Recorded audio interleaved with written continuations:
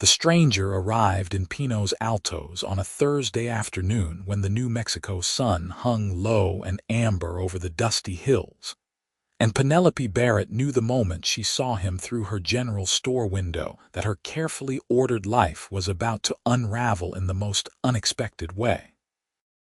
She had been restocking the fabric bolts when the sound of hooves on packed earth drew her attention. The rider sat tall in his saddle, weathered and lean, with dust coating his dark jacket, and the kind of stillness that suggested a man comfortable with solitude. His horse looked as tired as he probably felt, and when he dismounted with practiced grace, Penelope found herself smoothing her apron without meaning to, a gesture that annoyed her immediately. At 24 years old, Penelope had run Barrett's General Store for 3 years, ever since her father died and left her the only thing of value he possessed.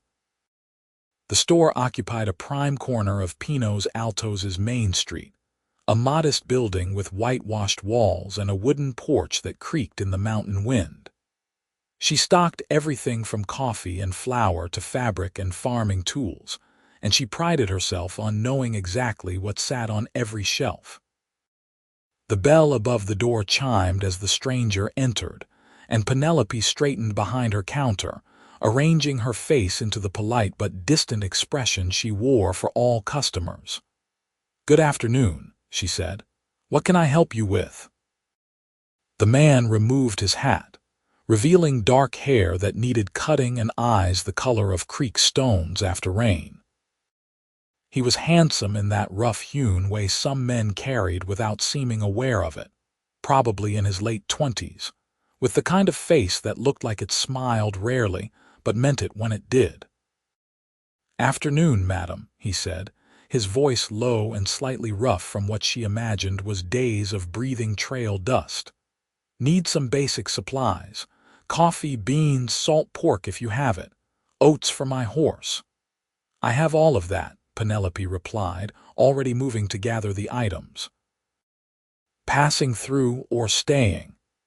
It was the question everyone asked newcomers to Pinos Altos, a mining town that had seen better days but still clung to existence in these mountains. Some people came looking for silver, others running from something, and occasionally someone just got lost on the way to somewhere else. "Depends," he said, and there was something in the way he looked around the store that suggested a man taking stock of possibilities. "Town need any ranch hands or general labor? The Mitchell place might be hiring," Penelope said, setting a burlap sack on the counter and beginning to measure out coffee beans. "They run cattle north of town. Or you could try the Lucky Strike mine, though they have not been pulling much silver lately." He nodded slowly, watching her hands as she worked. Penelope had good hands, strong and capable, and she moved with the efficiency of someone who had performed these tasks 1,000 times. She could feel his gaze on her, not inappropriate but present, and it made her aware of herself in a way she usually was not. "Appreciate the information," he said. "I am Thomas Alcott, Penelope Barrett. This is my store." Figured as much given the name painted outside. There was the faintest hint of humor in his voice, and when Penelope glanced up, she caught what might have been the ghost of a smile on his face. It transformed him for just a moment, made him look younger and less guarded, and something in her chest did an unexpected flutter. She focused on measuring out the beans with extra care. "Will that be all?" she asked, adding packages of salt pork and beans to his order. "Reckon so for now," Thomas said. He pulled out a worn leather wallet and counted out coins with the careful attention of a man who knew the exact contents of his pockets. "The hotel still operating across the street, such as it is. Mrs. Chen runs it. Rooms are clean if basic." Clean and basic sounds like luxury after 2 weeks on the trail. Penelope tallied his purchases and accepted his payment, their fingers not quite touching in the exchange. She wrapped everything in brown paper with quick, neat movements, and tied the bundle with string. "Thank you, Miss Barrett," Thomas said, gathering his supplies. He settled his hat back on his head. "I expect I will be seeing you again if I stay in town." "Most people need supplies eventually," Penelope replied, keeping her tone neutral. After he left, she found herself standing at the window, watching him cross the dusty street toward the hotel. He walked like a man who had traveled far, with an easy gait that spoke of long hours in the saddle. When he disappeared inside, she turned back to her store and tried to ignore the fact that the afternoon suddenly felt a little less interesting. The rest of the day passed in its usual rhythm. Mrs. Anderson came in for thread and spent 20 minutes discussing her daughter's upcoming wedding. Old Pete Johnson bought tobacco and complained about his rheumatism.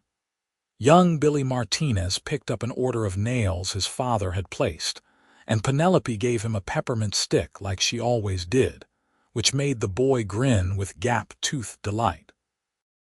By the time she closed the store at 6, Penelope felt the familiar ache in her feet and the satisfaction of a day's work completed.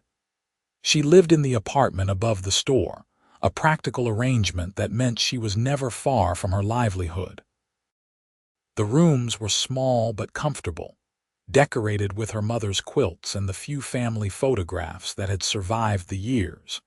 She made herself a simple dinner of bread and cheese and sat by her window, looking out over the town as it settled into evening. Pinos Altos was not a large place, maybe 300 people on a good day, but it had everything necessary for life. A general store, a hotel, a saloon, a church, a blacksmith, and a handful of other businesses that came and went depending on how the mining operations fared. Penelope had been born here, had grown up playing in these dusty streets, had watched the town boom and begin its slow decline as the silver veins played out. She had always assumed she would leave one day, maybe go to Santa Fe or even California. But then her mother died when she was 16, and her father became lost in his grief and his whiskey. And suddenly, she was the one keeping the store running, the one making sure there was food on the table and bills got paid. When her father finally died 3 years later, the surprising thing was not his death, but the relief she felt. She had mourned him long before he was buried, mourned the vital man he had been before her mother's death hollowed him out. Taking full control of the store had felt like finally being able to breathe, even as the responsibility settled heavy on her shoulders. Now, at 24, she sometimes wondered if this was all her life would be. Counting inventory, making change, measuring out flour and sugar for people she had known her entire life. It was not a bad life exactly, but it felt small sometimes, like a dress that had fit perfectly once but now pulled tight across the shoulders. She shook her head at her own melancholy. One handsome drifter rides into town, and suddenly she was questioning everything about her life. It was ridiculous. Thomas Alcott would probably move on in a few days like all the others, following whatever restless urge kept men like him moving across the territory. But the next morning, when she opened the store at 7, Thomas was one of her first customers. "Morning," he said, entering with the bell's cheerful jingle. He looked cleaner today, freshly shaved, wearing a different shirt. "Hoped you might point me toward breakfast. The hotel has a lot of virtues, but a kitchen is not among them." "Maria's Cafe, 2 blocks south," Penelope said, surprised he was still in town. "She opens early for the miners. Best breakfast in Pinos Altos." "Much obliged." He hesitated, then added, "I talked to the Mitchells yesterday. They hired me on for general ranch work." "Looks like I will be staying a while after all." "That is good," Penelope said, and found she meant it more than she expected. "They are decent people to work for. That is what I figured, talking to them." He shifted his weight slightly, and Penelope got the sense he was not quite ready to leave. You open every day, except Sundays. Hard work, running a place like this on your own. I manage. It was the response she always gave when people commented on her situation, proud and a little defensive. She did manage and managed well and did not need anyone's pity or concern. Thomas nodded slowly, studying her with those creek stone eyes. I can see that, he said, and something in his tone suggested he understood more than she had said. Well, I will let you get to your work. Thanks for the recommendation. After he left, Penelope told herself she was not disappointed that he had not lingered longer. She had work to do, inventory to manage, customers to serve. She did not have time to stand around making small talk with cowboys, even good-looking ones with kind eyes who seemed to actually listen when she spoke. But over the next few weeks, Thomas became a regular presence in her store. He stopped in every few days for supplies, always polite, always with that quiet way of speaking that made her lean in slightly to hear him better. He asked questions about the town, about the people, about the landscape, and Penelope found herself telling him things she did not usually share with customers.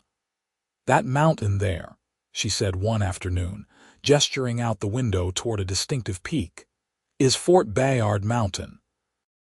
On clear days, you can see all the way to the Gila wilderness from the top.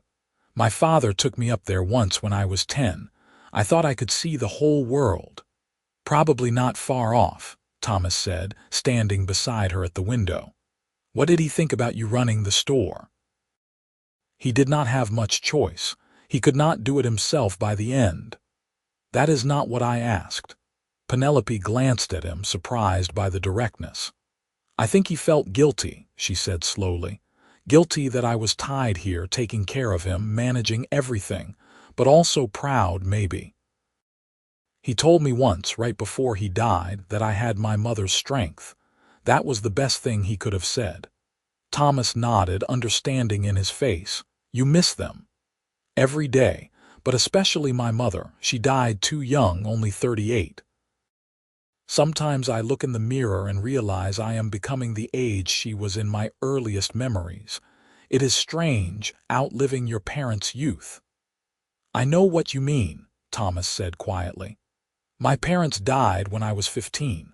Cholera, on the trail west. I was the oldest of 3, and suddenly I was everything. Father, mother, breadwinner. My brother and sister are settled in Colorado now, married with families of their own. I did what I needed to do, got them raised, and then I did not know what to do with myself. So you drift. So I drift, he agreed. Been doing it for years now. Working ranches, doing odd jobs, moving when the urge strikes. Figured I would do it until I found a reason to stop. There was something in the way he looked at her when he said that last part that made Penelope's heart skip. She turned away, busying herself with straightening cans that did not need straightening. Well, the Mitchell place is a good spot to land for a while, she said, keeping her voice light. They have been here since the town started. Solid operation. It is good work, Thomas agreed. Hard but honest. I like working with cattle. They are straightforward creatures. You treat them right, they mostly do what you need. Unlike people.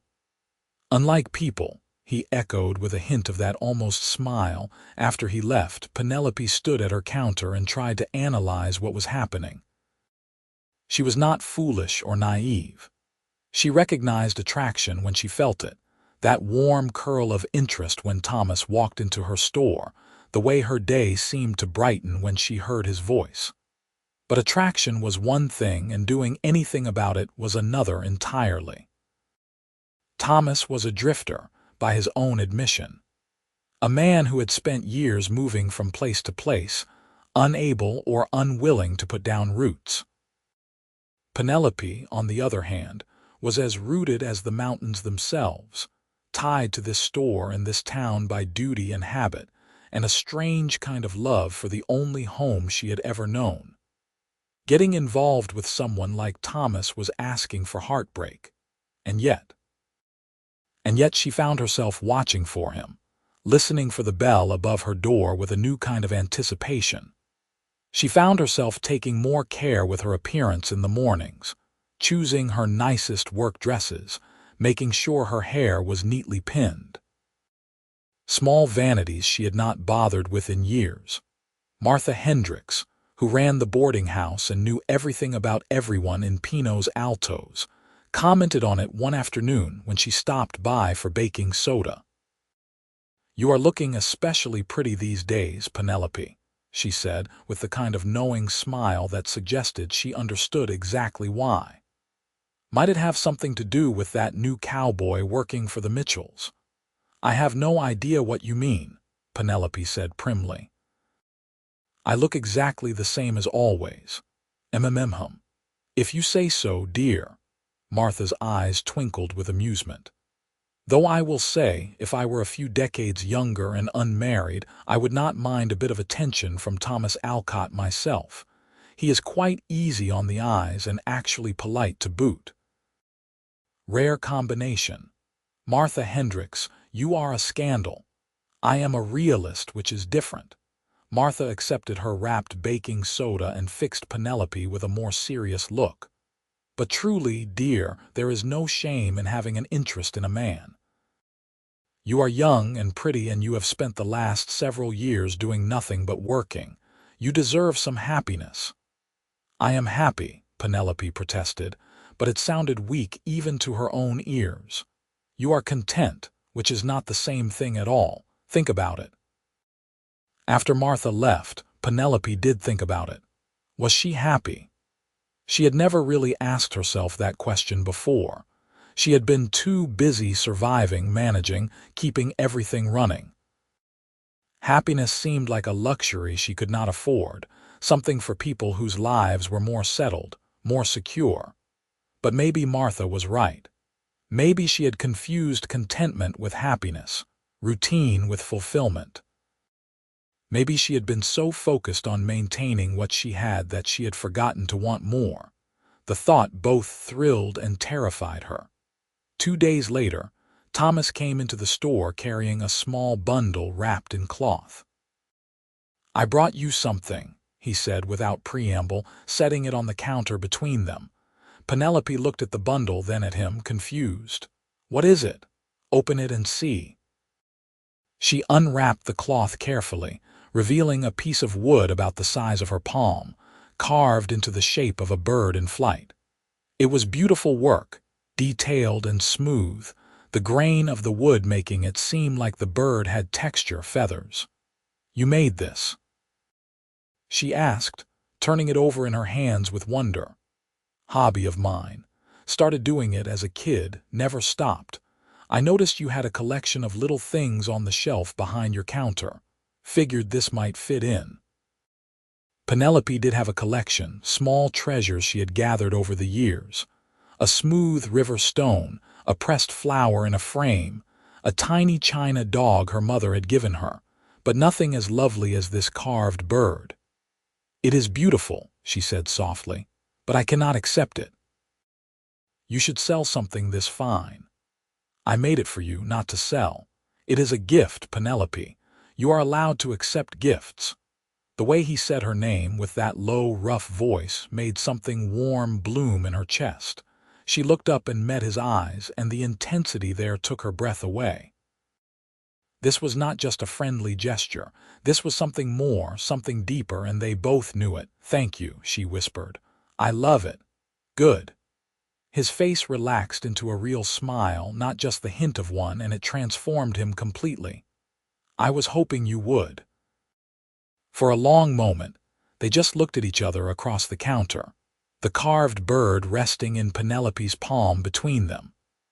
The store was empty except for the two of them, afternoon sunlight streaming through the windows and turning the dust motes golden in the air. "Thomas," Penelope started, not sure what she wanted to say but feeling like something needed to be said. Before she could continue, the door banged open and 3 miners stomped in, loud and dusty and smelling of sweat and earth. The moment broke and Thomas stepped back, settling his hat more firmly on his head. "I should get back to work," he said. "Just wanted to drop that by." "Thank you," Penelope said again, meaning more than just the carving. After he left and she had served the miners, she placed the wooden bird on her shelf of treasures, right in the center where she could see it from the counter. Every time she looked at it for the rest of the day, she felt that same warm bloom in her chest. That evening, as she was closing up, Sheriff Tom Dawson stopped by. He was a grizzled man in his 50s who had been keeping peace in Pinos Altos for as long as Penelope could remember. "Got a minute, Penelope?" he asked, his tone friendly but his expression serious. "Of course. Come in." He did, closing the door behind him and removing his hat. "Wanted to ask you about this new fellow working for the Mitchells, Thomas Alcott. Seems you have been talking to him fairly regular." Penelope felt defensive immediately. "He is a customer. I talk to all my customers." "Easy now, I am not suggesting anything improper, just doing my due diligence. Man rides into town, gets hired on real quick, starts spending time at the local store. I like to know who is living in my town. He seems perfectly respectable to me. That is what the Mitchells say too. And I sent a telegram to the sheriff in Mesilla where he said he worked last. Came back clean, good worker, no trouble, so I am not worried about him causing problems." Dawson settled his hat back on his head. "But I know you, Penelope. Known you since you were a little girl. And I saw how he looked at you after church last Sunday. Just want to make sure you are being careful." Penelope did not know whether to be touched or irritated by the concern. "I am 24 years old and perfectly capable of managing my own affairs." "Never said you were not. But this is a rough territory, and you are a young woman alone with a successful business. Men see that as an opportunity sometimes. Thomas is not like that. You sound mighty sure for someone who has known him less than a month." That brought Penelope up short. Dawson was right, of course. She did not really know Thomas at all. They had talked, yes, but how much could you really know about someone from a few conversations in a general store? He could be anyone from anywhere with any kind of past. But when she thought about the way he spoke about his brother and sister, the careful way he had carved that bird, the quiet respect in his manner, something in her insisted that she did know him, at least in the ways that mattered. "I appreciate your concern, Sheriff," she said finally. "But I am not doing anything foolish. We are just friendly." "All right then. Long as you are aware and careful, that is all I can ask." Dawson moved toward the door, then paused. "For what it is worth, I do not get a bad feeling about him. Seems like a decent man. Just wanted to make sure you were thinking clear." After he left, Penelope stood in her empty store and tried to figure out if she was thinking clearly. Everything was moving so fast, feelings developing before she had time to analyze or control them. A month ago, her life had been predictable and safe. Now she found herself daydreaming about a man she barely knew, hoping he would stop by, feeling disappointed when a day passed without seeing him. She looked at the carved bird on her shelf. Thomas had made that with his own hands, spent time and care on it, and then given it to her. That meant something. She did not think she was wrong about that. The next Sunday after church, Thomas walked her home from the service. It was the first time they had spent time together outside the store, and Penelope was acutely aware of the eyes watching them, the way conversations paused as they passed, the knowing looks exchanged between the town's women. "You are going to be the subject of considerable gossip," Penelope said as they strolled slowly down the main street, keeping a respectable distance between them. "Because I am walking with you. Because you are the new man in town walking with the unmarried store owner. People talk. Let them." Thomas looked unconcerned. "Do you care what they say?" Penelope considered the question. A month ago, she would have said yes immediately. Reputation mattered in a small town, especially for a businesswoman. But now, walking beside Thomas with the warm autumn sun on her face, she found she cared considerably less than she expected. "Not as much as I probably should," she admitted. They reached the store, and Thomas stopped at the base of the stairs that led to her apartment entrance. "Would you like to have dinner with me sometime?" he asked. "A real dinner at Maria's cafe or somewhere else, not just talking across your store counter." Penelope's heart raced. This was it, the moment where friendly interest became something more defined, more real. She could say no, could keep things casual and safe, or she could say yes and see where this led, risks and all. "I would like that," she heard herself say. His smile was answer enough to how he felt about her response. "Tuesday evening. I get done at the Mitchell place around 5. "Tuesday is perfect." That Tuesday felt like the longest day of Penelope's life. She went through her usual routine, serving customers and managing inventory, but her mind was elsewhere. She changed her dress 3 times that evening before settling on a dark blue one that brought out her eyes, and she took extra care with her hair, pinning it up in a softer style than her usual practical bun. When Thomas arrived to collect her at 6, freshly cleaned up and wearing what were clearly his best clothes, the look on his face made all her fussing worthwhile. "You look beautiful," he said simply. "You clean up pretty well yourself." They walked to Maria's together, and this time Penelope did not care at all about the looks they received. The cafe was busy, filled with miners and ranch hands and families, but Maria found them a table in the corner that offered some privacy. "So," Thomas said once they had ordered, "tell me something about yourself that I could not learn by watching you work." "That is a tall order. What do you want to know? Anything. Everything. What did you want to be when you were a little girl?" Penelope smiled at the question. "A teacher. I loved reading, loved learning, and I thought it would be wonderful to help children discover those things. I even started teaching Sunday school for a while. What happened? Life happened. My mother died, my father fell apart, and someone had to run the store. Dreams get put aside when survival takes over." Thomas reached across the table and took her hand, the first time he had touched her like this. His hand was warm and calloused from work, and the contact sent tingles up her arm. "Maybe they do not have to stay aside forever," he said. "Maybe," Penelope agreed, though she could not quite imagine how she would ever become a teacher now. "What about you? What did you dream about, honestly, having a home? A real home, not just another ranch or boarding house. Somewhere that was mine that I could build up and put roots down in. But I never found a place that felt right, so I kept moving. And now," he looked at her with an intensity that made her breath catch, "now I am starting to think maybe I have been looking for the wrong thing. Maybe it is not about the place. Maybe it is about finding the right person to build that home with."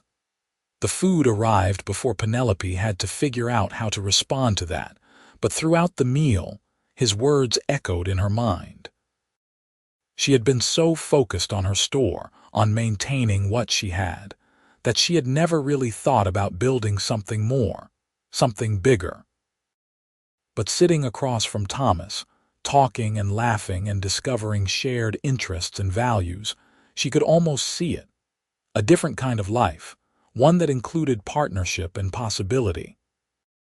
They talked until Maria started giving them pointed looks about closing time, and then Thomas walked Penelope back to her store through streets lit by moonlight and scattered lanterns. "Thank you for tonight," Penelope said at the base of her stairs. "I had a wonderful time." "Me too." Thomas hesitated, then reached out to tuck a loose strand of hair behind her ear, his fingers gentle against her cheek. "Can I see you again? Not just as a customer, I mean. I would be disappointed if you did not." He smiled at that, and then he leaned down slowly, giving her plenty of time to pull away. But Penelope did not pull away. She tilted her face up to meet his, and when his lips touched hers, soft and questioning, she felt something inside her unlock. Some part of herself she had kept carefully guarded opening up like a flower in sunlight. The kiss was gentle and relatively brief, nothing inappropriate, but it left her breathless nonetheless. "Good night, Penelope," Thomas said softly, stepping back. "Good night." She watched him walk away, then climbed her stairs on legs that felt slightly unsteady. Inside her apartment, she leaned against the closed door and touched her fingers to her lips, still feeling the warmth of his kiss. She was falling in love with Thomas Alcott. The realization should have terrified her, but instead it filled her with a giddy kind of joy she had not felt in years. Maybe ever. Over the next several weeks, Penelope and Thomas saw each other whenever they could. He stopped by the store regularly, and they had dinner together twice a week, sometimes at the cafe and sometimes, daringly, in her apartment where she cooked simple meals and they talked for hours. She learned that he had been born in Ohio, that he loved horses but had always been afraid of deep water, that he could play the harmonica surprisingly well, and that he had a dry sense of humor that caught her off guard and made her laugh. He was smart and thoughtful, asking questions about her business and her life that showed he was genuinely interested in understanding her world. For his part, Thomas seemed endlessly fascinated by Penelope. He asked about her childhood, her parents, her dreams and fears. He listened when she talked about the challenges of running a business alone, about the loneliness she sometimes felt, about the small joys she found in daily life. And he saw her, really saw her, in a way no one else ever had. "You are remarkable," he told her one evening as they sat on her small balcony, watching the sunset paint the mountains gold and purple. "The way you built this life for yourself, the way you take care of everyone in this town whether they deserve it or not, the strength in you. It is remarkable. I am just doing what needs to be done." "No." He took her hand, threading his fingers through hers. "You are doing so much more than that. You are creating something, building something, being something. I have traveled all over this territory, met hundreds of people, and I have never met anyone quite like you." Penelope felt tears prick her eyes at the simple honesty in his voice. "You make me feel like maybe I am more than I thought I was. You are more than you think you are. You just needed someone to point it out." They kissed as the sun set, and Penelope felt like she was opening up to a whole new world, one where she was not just the practical store owner but a woman capable of deep feeling and romantic love. But as wonderful as everything was, there was one worry that nagged at the back of her mind. Thomas had never actually said he was staying in Pinos Altos permanently. He talked about the present, about her, about them, but never about the future beyond the next week or month. And Penelope knew from what he had told her that his pattern was to move on eventually, to follow that restless urge to the next place and the next. She told herself not to borrow trouble, to enjoy what they had now without worrying about what might come. But the fear lingered, particularly on nights when she lay alone in her bed and imagined what it would feel like if he left. November came, bringing cooler weather and the holiday season approaching. Penelope started stocking more baking supplies and winter goods, and the store stayed busy with people preparing for the months ahead. Thomas helped her one Saturday with a delivery of heavy crates, carrying them into her storage room with easy strength. "You did not have to help," Penelope said, though she was grateful. "I could have managed. I know you could have, but why should you manage alone when I am here?" It was such a simple statement, but it made Penelope's heart ache. She had been managing alone for so long that the idea of sharing the burden felt almost foreign. "Thomas," she said carefully, "I need to ask you something." He set down the crate he was holding and gave her his full attention. All right. When you took the job with the Mitchells, was it just temporary? Are you planning to move on come spring? His expression shifted, becoming more guarded. Is that what you think I am going to do? I do not know. That is why I am asking. Thomas was quiet for a long moment, and when he spoke, his voice was low and serious. When I came to Pinos Altos, I had no plans at all. I was just drifting like always, figured I would work for a while and then move on when the urge struck. But then I met you, and everything changed. I am not thinking about leaving, Penelope. I am thinking about staying, thinking about it or planning on it. That depends. On what? He crossed the space between them and took her hands in his. On whether you want me to stay, on whether you see this going somewhere real. I need to know where I stand with you, because if this is just a pleasant diversion for you, something to pass the time, then I should probably move on before I fall any deeper. But if it is more than that, if you feel what I feel, then I want to stay. I want to build something here with you. Penelope's heart was pounding so hard she thought he must be able to hear it. This was the moment of truth, the place where safety and possibility diverged. She could protect herself, could say she needed more time or that she was not sure, or she could be brave and tell him the truth. I feel it, she whispered. I feel everything. Thomas, I am falling in love with you. I think I have been since the day you walked into my store. The relief and joy on his face made her own fears seem small and distant. He pulled her close and kissed her with a passion they had been carefully holding back, and Penelope melted into him, wrapping her arms around his neck and kissing him back with all the feeling she had been trying to contain. When they finally broke apart, both breathing hard, Thomas rested his forehead against hers. I love you, he said. I love you, and I want to build a life with you here in Pinos Altos, if you will have me. Yes, Penelope said, laughing through sudden tears. Yes, of course, yes. They held each other in the storage room surrounded by crates and sacks of flour, and Penelope felt like the world had shifted on its axis in the best possible way. She had thought her life was set, defined by the four walls of her store and the boundaries of her small town. But Thomas had shown her that life could expand, that love could transform everything, that she could be both who she was and something more. That evening, Thomas officially asked Penelope to marry him. He did not have a ring yet, but he promised to get one, and Penelope told him she did not care about rings. She just cared about him. They sat in her apartment making plans, talking about their future with an excitement that made them both feel young and full of hope.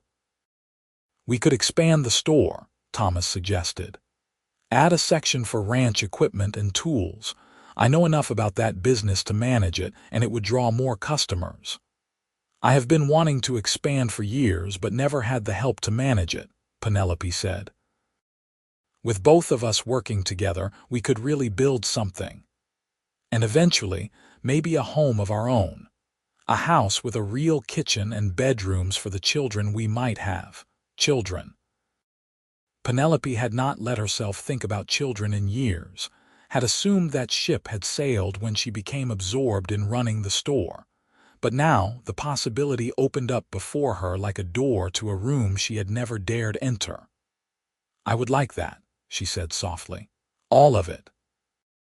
They announced their engagement the next day after church, and the reaction was mixed. Most people were happy for them, offering congratulations and blessings.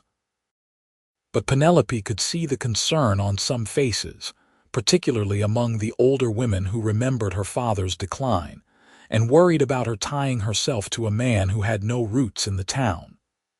Are you sure about this, dear? Martha Hendricks asked, pulling her aside after the announcement. It has all happened rather quickly.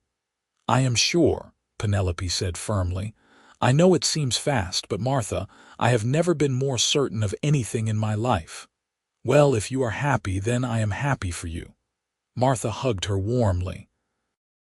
Just promise me you will be practical about protecting your interests. The store is yours, Penelope. Make sure it stays that way legally." It was good advice, if slightly cynical, and Penelope appreciated the concern behind it.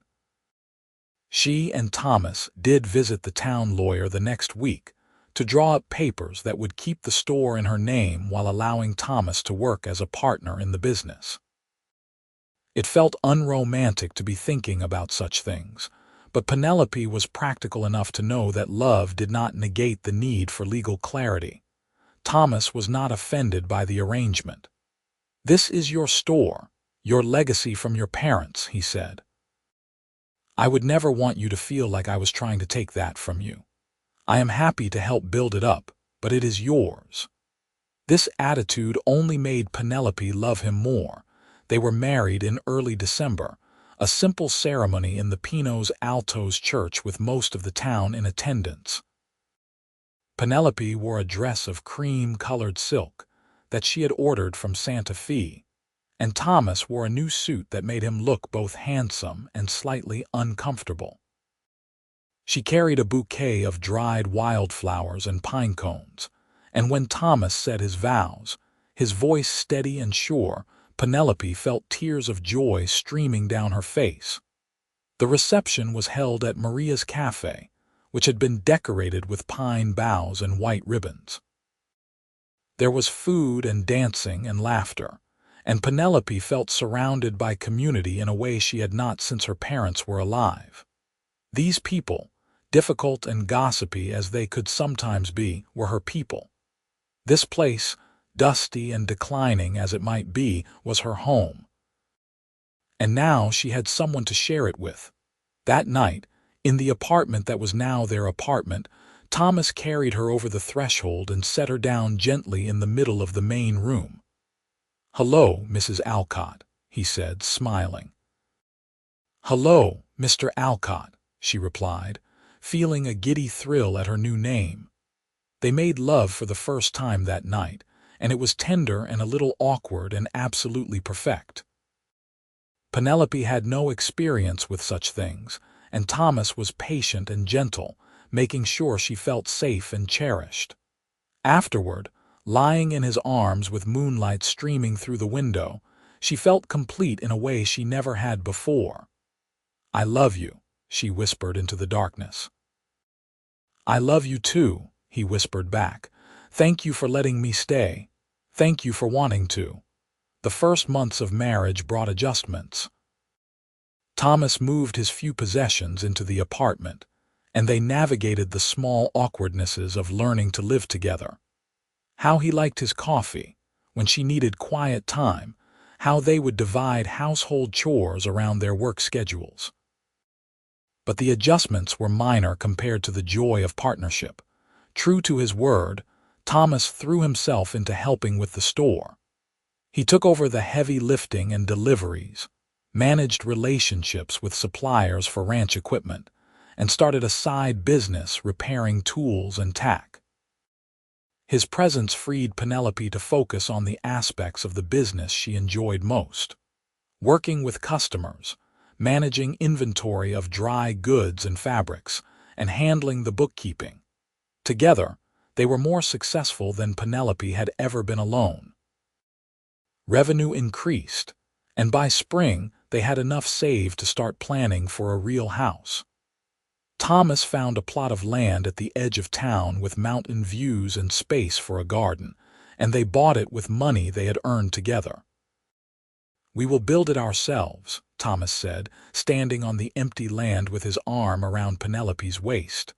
"Well, with some help, but I want to put my own hands into building our home." "Tell me what it will look like," Penelope said, leaning into him. "2 stories. A big kitchen for you with windows facing east to catch the morning light. A parlor with a fireplace. 3 bedrooms upstairs, maybe 4. A porch that wraps around the front and side. And a garden space here where you can grow vegetables and flowers." Penelope could see it so clearly in her mind's eye. Their home, built with their own labor and filled with their own life. "It sounds perfect." "It will be," Thomas promised, kissing the top of her head. They started construction in April, working on the house every spare hour they could find. Friends from town helped.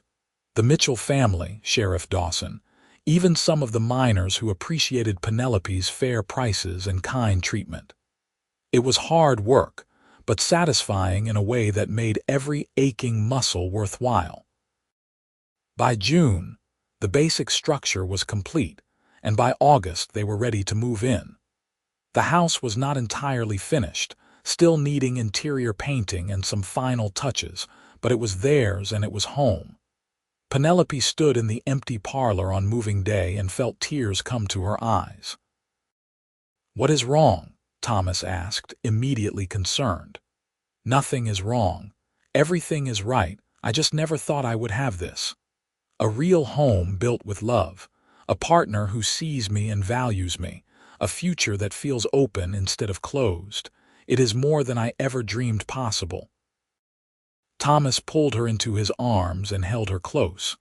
"You deserve all of this and more, and I am going to spend the rest of my life making sure you have it." That September, Penelope discovered she was pregnant.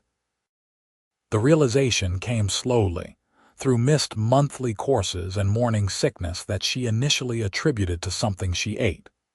But when the symptoms persisted, she visited Dr. Hayes in Silver City, the closest town with a proper physician, and received confirmation.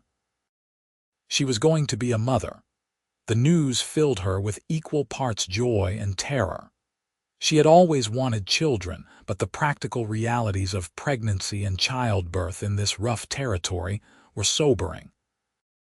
Her own mother had died young, and every woman knew someone who had died in childbirth or lost a baby. But Dr. Hayes assured her she was healthy and strong, and that with proper care, there was every reason to expect a normal pregnancy. Thomas's reaction when she told him was everything she could have hoped for. His face lit up with wonder and delight, and he immediately became protective, insisting she should not lift anything heavy or work too hard. "I am pregnant, not fragile," Penelope said, laughing at his concern. "Women have babies every day while doing far more difficult work than running a store. But you are my wife, carrying my child, and I am allowed to worry. You are allowed to worry, but not to smother. I will be careful, I promise." As winter approached and her pregnancy progressed, Penelope found herself thinking often about her mother. She wished desperately that her mother could be there to guide her through this experience, to share her wisdom and excitement. But in the absence of that, other women in town stepped up. Martha Hendricks had raised 6 children and offered practical advice. Mrs. Mitchell had delivered half the babies in the county before Dr. Hayes set up practice, and she promised to be there when Penelope's time came. The store continued to thrive, even as Penelope's belly grew round, and Thomas took on more of the physical work. She managed the counter and the books, and found that customers seemed to enjoy congratulating her and offering their own pregnancy stories, advice, and occasionally terrifying cautionary tales. "Pay no attention to the horror stories," Martha advised. "Every woman who has ever had a difficult birth loves to tell you about it in great detail, but most births are perfectly normal and fine. You will do wonderfully." In March, on a cool night when the wind howled down from the mountains, Penelope went into labor. Thomas rode for Mrs. Mitchell while Martha stayed with Penelope, helping her through the early contractions and making sure everything was ready. The labor was long and difficult, lasting well into the next day, and there were moments when Penelope was certain she could not continue, that the pain was too much. But Thomas never left her side, holding her hand and wiping her forehead and telling her how strong she was, how much he loved her, how they were going to meet their child soon. And finally, after 18 hours with Mrs. Mitchell's competent hands guiding the baby into the world, Penelope heard the most beautiful sound she had ever encountered, her baby's first cry. "It is a boy," Mrs. Mitchell announced, placing the squalling, red-faced infant on Penelope's chest. "A healthy, strong boy." Penelope looked down at her son, this tiny person she and Thomas had created together, and felt love so intense it was almost painful. He had dark hair like Thomas, and seemed to have a healthy set of lungs, his cries loud and indignant at being forced into the cold world. "Hello, little one," she whispered, touching his soft cheek. "We have been waiting for you." Thomas leaned over them both, his eyes wet with tears. "He is perfect. You are perfect. Thank you, Penelope. Thank you for him, for everything." They named him James Barrett Alcott, honoring Penelope's father while looking forward to the future.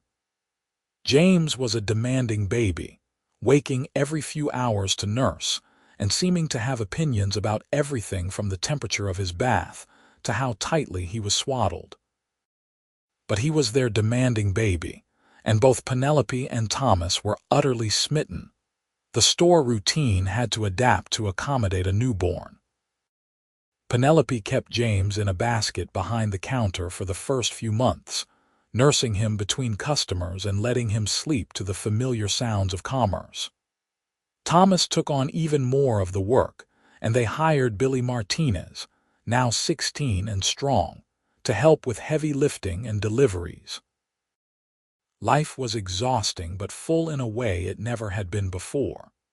Penelope would not have traded it for anything. As James grew from infant to toddler, walking and then running through the store and their home with endless energy, Penelope and Thomas settled into the rhythm of their life together. The store continued to prosper, and they paid off the debt on their house ahead of schedule. Thomas's reputation as a skilled ranch hand and equipment repairman brought in additional income, and Penelope's careful management meant they always had money set aside for emergencies. When James was 3, Penelope became pregnant again. This pregnancy was easier than the first, perhaps because she knew what to expect, and in November she delivered a healthy baby girl they named Catherine Elizabeth Alcott. Catherine had Penelope's features and her father's gray eyes, and from the beginning she had a calm, watchful temperament that contrasted with James's boisterous energy. "2 children," Thomas said one night as they sat together after getting both children to bed, a process that seemed to take longer every day. "Sometimes I cannot believe this is real, that this is my life." "Do you miss it?" Penelope asked. "Drifting, moving around, being free?" "Not even for a second." He took her hand and brought it to his lips. "I found what I was looking for, Penelope. I just did not know what it was until I met you. Home was not a place. It was you. It is this family we built together." Penelope leaned her head on his shoulder, feeling utterly content. "You know what I said to myself that first day you walked into the store?" "What?" "I said you would probably move on in a few days like all the drifters do. I was so certain you were temporary. And instead I am permanent. Firmly planted and deeply rooted. The treasure I never stocked," Penelope said softly. "What?" She smiled and turned to look at him. "That is what you are. I had my store filled with everything I thought anyone could need. But you were the treasure I never knew to stock, the thing I did not know I was missing until you arrived." Thomas's eyes were suspiciously bright. "That might be the most romantic thing anyone has ever said to me. It is true. You walked into my store looking for coffee and beans, and you ended up giving me everything I never knew I needed: partnership, love, a family, a future. You are my treasure, Thomas Alcott." He kissed her then, deep and long and full of feeling, and Penelope thought about how strange and wonderful life could be. How a random Thursday afternoon could change everything. How a stranger could become the center of your world. How love could transform a small, contained life into something expansive and beautiful. The years continued to roll forward in the way years do, marked by small moments and large ones, by challenges overcome and joys celebrated. James started school and proved to be a quick learner with his mother's love of reading. Catherine followed 2 years later and showed an early talent for drawing and art. Penelope kept running the store with Thomas's help, and they became cornerstones of the Pinos Altos community. When James was 10 and Catherine was 7, Thomas surprised Penelope with a third expansion of the store, adding a dedicated section for books and school supplies. It was a risk in a small town where not everyone valued education, but Penelope had never lost her dream of teaching, and this was a way to encourage learning in the community. "You wanted to be a teacher," Thomas said when he revealed the new section. "This way, you still can be in your own way." By making books accessible to everyone, Penelope was so moved she could barely speak. After all these years, he still understood what mattered to her, still found ways to honor her dreams. The book section became popular, particularly with the children in town who would come in and spend hours looking at the few illustrated books Penelope kept in stock.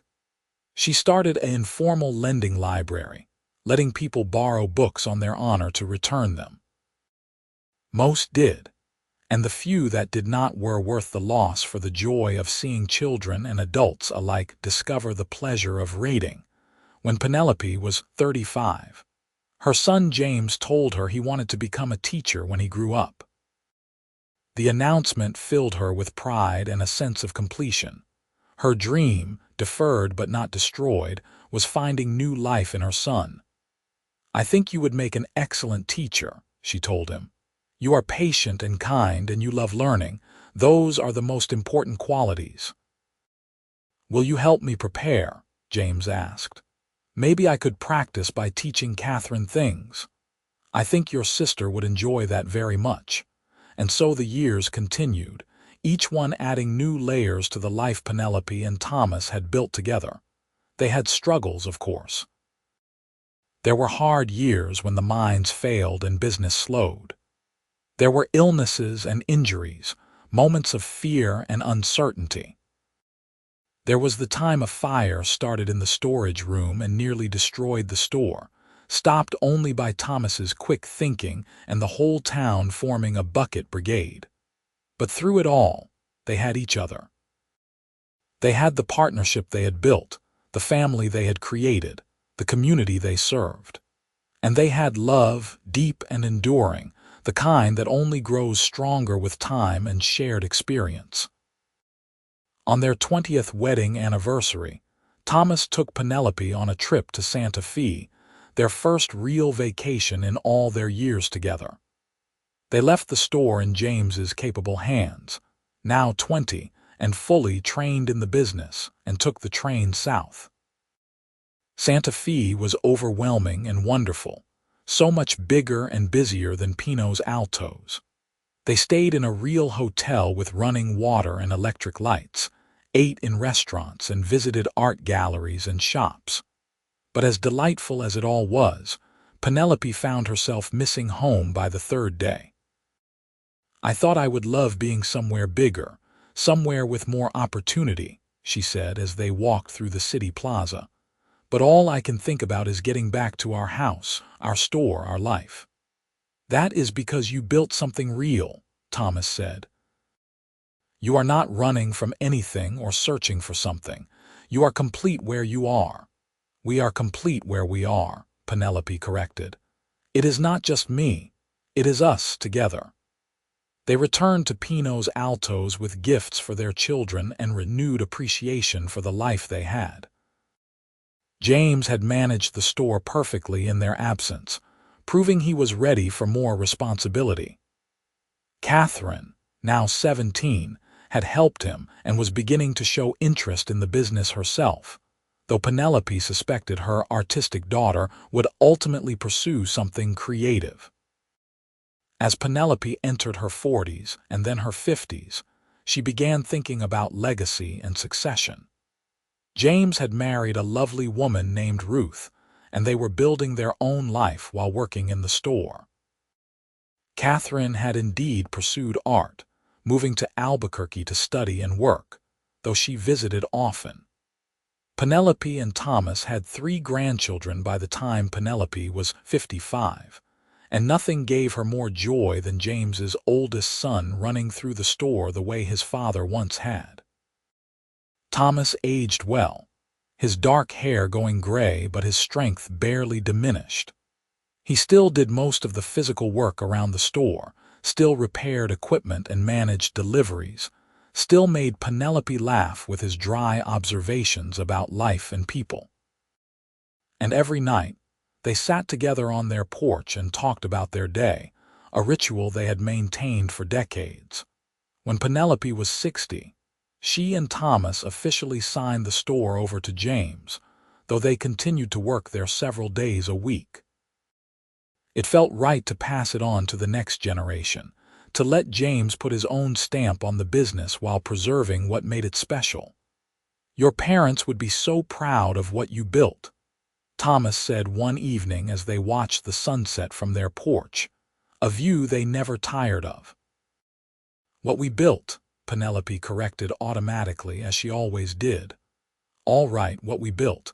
But it started with you, with your determination to keep going even when things were hard. I just helped."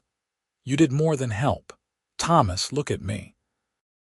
He did, those gray eyes still as sharp and attentive as they had been 35 years ago when he first walked into her store. "You transformed my life," Penelope said. "Before you, I was surviving, managing, getting by. But you showed me what it meant to truly live, to build something with another person, to be part of something bigger than myself. Everything good in my life has roots in the day you walked through that door." "And I was just looking for coffee and beans," Thomas said with a smile. "You were looking for a reason to stop drifting. And you found it. I found you. Best thing I ever did."